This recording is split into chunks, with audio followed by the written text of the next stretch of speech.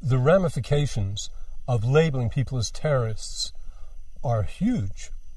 Essentially, it takes our civil rights away.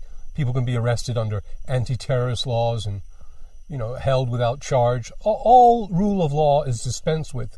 And that extends to what we're doing to these people overseas.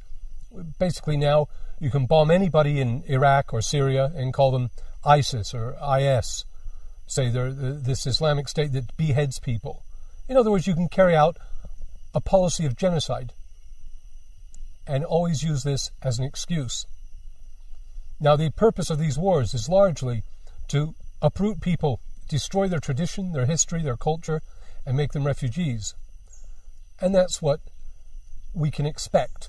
We can expect massive bombing raids, collateral damage, like we see in Gaza, children and women, and destroy this Arab culture. And also, almost daily, there are bombing raids going on in Afghanistan. It is the same there. It's a policy of genocide against the Afghanis. We've killed millions and millions of Afghanis and Iraqis over the last few years.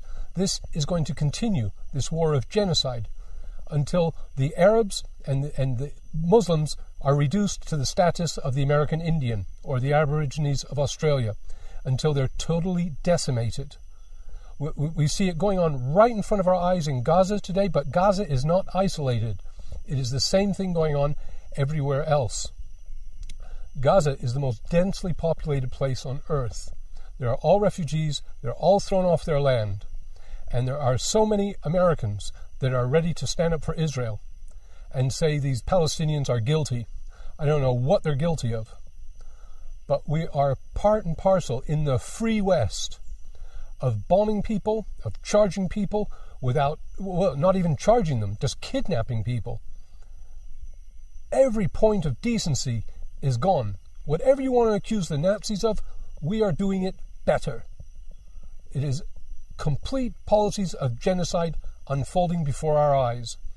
And this supposed beheading of Foley, there's too much coincidence. Foley was kidnapped in Libya, and it contributed to the start of the war with Libya.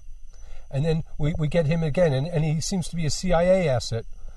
And there are good videos on this, which I'll put in the description. But very few people are prepared to stand up and say, but it's a hoax. It wasn't really Foley that got killed. I mean, you'd expect press TV and, people pro-Assad, you'd expect them to be shouting and screaming about this.